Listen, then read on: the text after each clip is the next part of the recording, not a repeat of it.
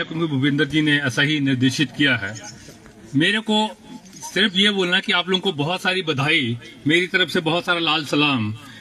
जो पूरे देश के अंदर हम लड़ाई लड़ रहे हैं, जो जत्थे ने बोला कि हमारी चुनी हुई सरकार, जिससे हम आशा करते हैं कि उनको विधानसभा में भेजा है, संसद में भेजा है, वो हमारे पक्ष की नीतियां बनाएंगे, लेकिन उन्होंने हमारे ऊपर हमला कर रखा है।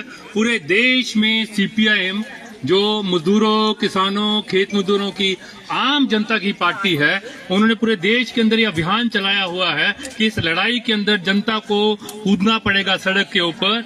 और मैं बड़ी आशा लेके यहाँ से जाऊंगा कि आप लोग बड़ी मजबूती के साथ इस धर्मपुर क्षेत्र के अंदर, सरकाघाट क्षेत्र के अंदर उस लड़ाई को मजबूती से लड़ रहे हैं। मैं प्रणाम करना चाहूंगा जो बहुत सारी महिलाएं यहाँ पर आई हैं।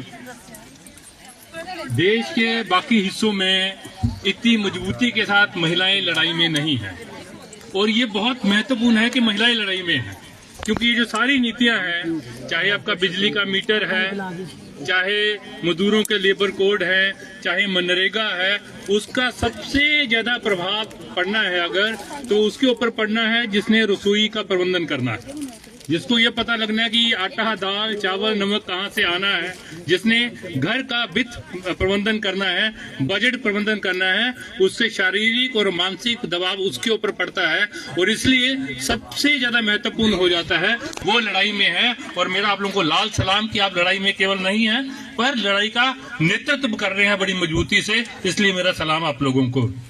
अभी तो ज्यादा लड़ना पड़ेगा क्योंकि गैस के रेट भी माता जी बढ़ा दिए ना, है ना। जो पिछले सिलेंडर लाया था 4 दिन पहले वो कम था, पर जो आएगा अभी तो आ नहीं रहा, बुक भी नहीं हो रहा। रोज रोज फोन कर रहे हैं, वो टूं टूं कर रहा है, मिल नहीं रहा, वो तो हो नहीं रहा। पर जब टूं टूं करके मिल जाएगा तो वो 60 रुपया बढ़ गया।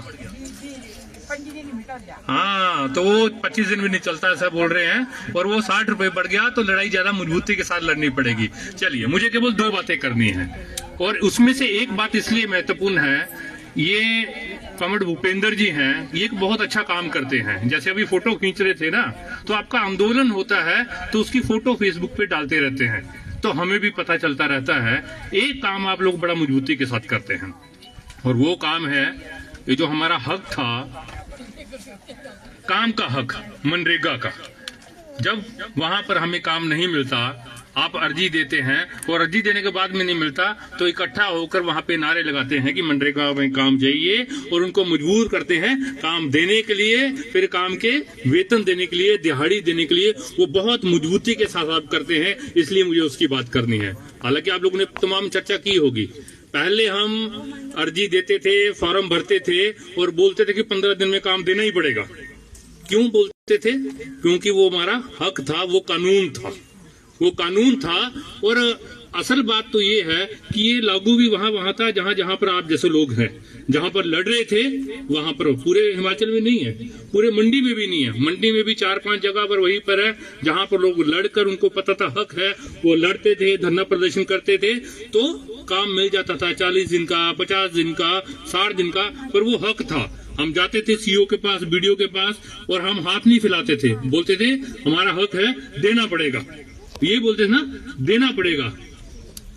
अब एक कानून लेकर आए हैं, मनरेगा खत्म, और ये जो हम फक्र के साथ बोलते थे देना पड़ेगा, वो हमसे छीन लिया। अब नहीं बोल पाएंगे, देना पड़ेगा। आप बोलेंगे आपके अन्नदाता हैं, आपकी मर्जी है, आप दे दीजिए। क्यों? क्योंकि जो हक था, कानून था, अधिकार था, उसको खत्म कर दिया। और अधिकार क्या था कि जितना आप लोग मांगेंगे, जितनी बार आप अर्जी देंगे, 100 लोग देंगे तो उतना पैसा दिल्ली को देना पड़ेगा। अगर 200 लोग अर्जी देंगे तो इतना पैसा देना पड़ेगा। अगर 500 लोग अर्जी देंगे तो ज्यादा पैसा देना पड़ेगा। मतलब कि जितनी मांग इतना ज्यादा काम उनको देना पड़ेगा। पर अब जो नया कानून लाया है, जिसको हम लोग ग्राम जी बोल रहे हैं, वो उसको राम जी बोल रहे हैं, क्योंकि ये बड़े माहिर लोग हैं। जब भी कोई पाप करते हैं, जब भी कोई गलत काम करते हैं, तो राम जी का नाम लेके सोचते हैं कि उनके पाप धुल जाएंगे। पूरे देश के अंदर मुसलमानों का कत्ल किया, अल्पसंख्यकों का कत्ल किया, खून से हाथ रंगे, तो फिर बोला राम जी कि शायद पाप माफ हो जाएंगे। पर अब इन्होंने जो भारत की ग्रामीण मेहनतकश है, उनके परिवारों का, उनके जो आशाएं हैं, उनके सपनों का जो कत्ल किया है, इनको तो राम जी भी नहीं बचाने वाले आप, क्योंकि राम जी भी इंसानों के साथ है, इन हैवानों के साथ नहीं है। तो इन्होंने क्या किया है कि वो जो अधिकार था कि जितना आप काम मांगते थे इतना पैसा देना पड़ता था, वो खत्म कर दिया। अब सरकार के ऊपर कानूनी तौर पर कोई बाध्यता नहीं है, मजबूरी नहीं है, जितनी उनकी मर्जी होगी वो देंगे। वो कैसे? एक गांव के अंदर 50 लोगों ने घर बनाना होता है, आता है ना पैसा। पहले इंदिरा आवास में आता था, अब प्रधानमंत्री आवास में आता है, पर पैसा आएगा 15 के लिए, तो फिर पंचायत के अंदर प्रस्ताव डालना पड़ेगा कि 100 में से 15 को मिलेगा, बाकी को अगली बार, क्योंकि स्कीम है, पैसा कम है। इसी तरह आप जितना पैसा आएगा इतना ही आपको काम मिलेगा, जितना मर्जी काम मांगते रहे आप। ये हमारा हक इन लोगों ने छीन लिया है। हम किससे लड़ेंगे? वो बता रहे थे नुक्कड़ के अंदर, हम लड़ेंगे प्रधान से, पर प्रधान के पास पैसे है ही नहीं।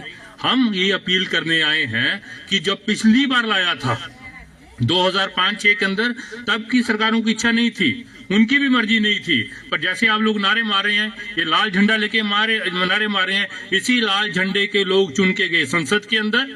उन्होंने बोला कि सरकार बनाने के लिए आपकी मदद की जरूरत है, आपको मंत्रालय देंगे, आपको बंगला देंगे। हमने बोला कोई मंत्रालय नहीं चाहिए, कोई पोर्टफोलियो नहीं चाहिए, कुछ चीजें ऐसी करनी पड़ेगी जिसको न्यूनतम साझा कार्यक्रम बोलते थे उस समय, कि आपको ये 4-5 चीजें करनी पड़ेगी, करेंगे तो हम सरकार के साथ, अगर नहीं करेंगे तो सरकार गई। तो उसमें एक था मनरेगा, तब लाया था वो।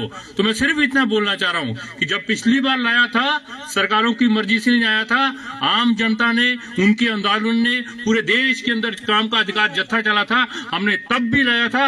अब हमसे छीनने की कोशिश कर रहे हैं। आप लोगों से यह वादा करके जाएंगे कि आप लोग ऐसे ही आंदोलन करेंगे, इस बार भी उनको मजबूर करेंगे कि अपना राम जी ले जाओ, हमें मनरेगा चाहिए, वो उसको हटा नहीं पाएंगे, हम उसको वापस लेंगे और उसी अधिकार के साथ उसको चलाएंगे।